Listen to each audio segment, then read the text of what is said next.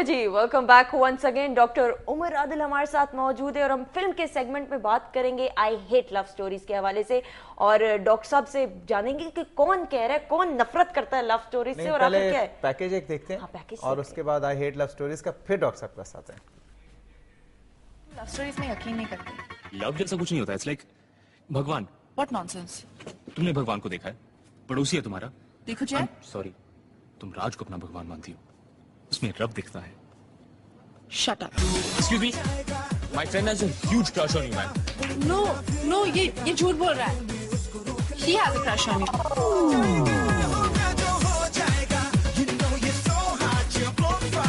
पागल हो गई हो क्या बकवास कर रही हो? तुम नहीं समझोगे जब तक तुम्हारे साथ नहीं होगा ना, तुम नहीं समझो। बस that's it. और क्या करना चाहती हो? तो अब लव स्टोरीज में यकीन। जी जनाब, आई हेट लव स्टोरीज। और इसमें दो आर्टिस्ट जो मेन हमने देखे, इमरान खान आमिर खान के भांजे हैं और सोनम कपूर अनिल कपूर की साहबजादी हैं। डॉक्टर साहब, आपका क्या टेक है इस फिल्म पे? मेरा टेक ये है कि हम लोग बिगड़ चुके हैं। We as viewers would only like to see a blockbuster. हमें एक गजबनाक धड़धड़ाती हुई कपकपाती मेगा ब्लॉकबस्टर चाहिए अपने आप को जगाने के लिए और पसंद करने के लिए। ये फिल्में जो आती हैं they are absolutely romantic comedies जिनके अंदर कोई मेटाफिजिकल मैसेज नहीं है, फिलॉसफी नहीं है। ये it doesn't actually strike a cord with us. I hate love stories आप देखने जाएंगे, आप कहेंगे हाँ देख ली, इसमें न्यूजीलैंड भी है और बॉम्बे भी है और सब कुछ है, मगर nothing adds up. It doesn't actually make you spring out of your seat. तो आप थोड़े से डिसअपॉइंटेड और चीटेड घर वापस आते हैं। देखिए एक्सपेक्टेशंस हमारी क्या है। फिल्म का प्रोड्यूसर आप सोचेंगे कौन है? करण जौहर साहब इसके प्रोड्यूसर हैं। And Karan Johar, salute to you. आप यकीन कीजिए कि हुकूमत पाकिस्तान को इस दफा अपने सिविल अवार्ड्स में अगर एक अवार्ड किसी नॉन पाकिस्तानी को देना चाहिए तो वो सिनेमा प्रोडक्शन में करण जौहर को देना चाहिए। और जिन लोगों को आप अवार्ड बांट रहे हैं, खुदा के लिए उससे अवार्ड्स की और तमगों की अहमियत और उनकी पूरी की पूरी रिस्पेक्ट कम हो रही है। आपका इशारा किसकी तरफ है डॉक्टर? मेरा इशारा चारों तरफ है।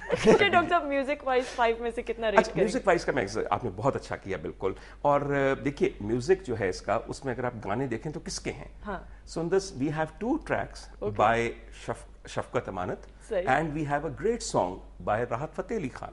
अच्छा, मजे की बात मैं देख रहा था कि मैं कुछ फिल्में देख रहा था कि जो शायद आए आपकी ईद पे, किसी में इन लोगों के गाने नहीं हैं जिन पे पूरा बरे सगीर सर धुन रहा है, including the diaspora, the subcontinental diaspora, सब इन गानों पे।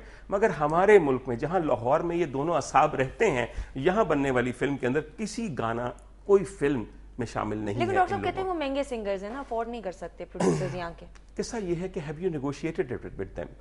मैं राहत के मुतालिक की बात कहना चाहता हूँ, बहुत महंगे हैं, मगर फॉर द स्टेट मीडियम जो आपका है उसके लिए आके चंद 100 रुपए, चंद 1000 रुपए के अंदर वो प्रोग्राम कर जाते हैं। और दूसरी बात है कि शफकत से भी अगर आप डील सही तरह करें तो I am sure for the cause of the country and for the cause of your own personal cinema they would do a lot.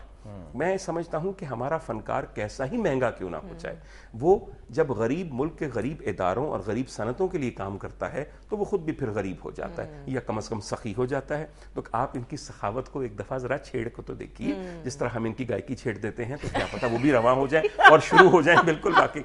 So anyway, this is a lame excuse, क्योंकि हम यही गरीब सनत जो है ये बॉम्बे जाके वहां की महंगी तरीन आवाजों को लेकर अपनी फिल्मों में गाने भरवा रहे हैं। Do you think Shreya Ghoshal comes very cheap? She does not, believe me. आपकी सारा कुछ पोस्ट प्रोडक्शन आपका वहां पे हो रहा है और इस वक्त फिर आप गरीब हो जाते हैं। आपके कोई प्रिंट ऐसा नहीं है जो इस वक्त मुख्तलिफ बॉम्बे के स्टूडियोज और लेबोरेटरीज में नहीं पड़ा हुआ। कमर्शियली कैसी गई है ये? कमर्शियली सर पता है बात क्या है, अब कमर्शियली सिर्फ एक चीज देखी जाती है, द फर्स्ट वीक अर्निंग्स। तो अब एक वीक से ज्यादा किसी फिल्म की जिंदगी भी नहीं है। और फारूक, जो फर्स्ट वीक अर्निंग है in India of I hate love stories is 31.5 crore, जो कि एक मुनासिब सी अर्निंग है। मगर वहां पे ये बड़ा वेल टाइम्ड थी। ये कॉलेज के लड़के लड़कियों के लिए एक नहायत उम्दा तरीन फिल्म है और इस वजह से वो थोड़ा सा उसकी अर्निंग्स भी आ गई। मगर वो फिल्म के आप 3 महीने तक फिल्म चलाते जाएं, ये नामुमकिन है कि वो चल रही हो और बहुत देर तक चलती रहे और वगैरह वगैरह। एक फिल्म की अब लाइफ बहुत छोटी हो गई है। डू नॉट कंसिडर कि अब हमारे यहाँ प्लेटिनम जुबलीज होंगी और गोल्डन जुबलीज होंगी।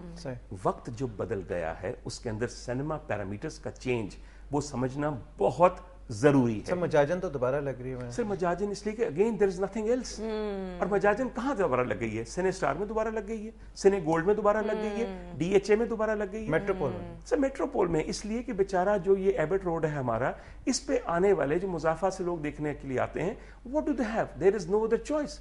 आप यहाँ जाके मतलब वो हसीना 2020 देख लीजिए।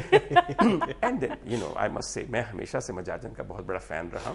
मजाजन में कई बातें होंगी, ये होंगी वो होंगी। Saima remains a very good friend and I respect her a lot. और जिस तरह आपके शो में आएंगी, आप उनकी मोहब्बत में गिरफ्तार हुए बगैर रह ही नहीं सकेंगे। वो इतनी उम्दा सॉफ्ट खातून है और एक बहुत बड़ी अदाकारा है, बहुत बड़ी अदाकारा। सैयद नूर साहब हमारे दोस्त हैं। हम हमेशा कहते हैं कि सैयद नूर साहब की सबसे बड़ी खुशबख्ती ये है कि उनको साइमा जैसी हीरोइन मिली। और साइमा की भी कुछ मतलब थोड़ा सा कम है ना, अगर उनको इससे बड़ा डायरेक्टर भी मिलता तो बहुत मजा आता। ये जो छुपी हुई बातें हैं, साइमा जी का जब पर्सनल इंटरव्यू करेंगे तब डॉक्टर साहब को बुलाएंगे। Thank you so much.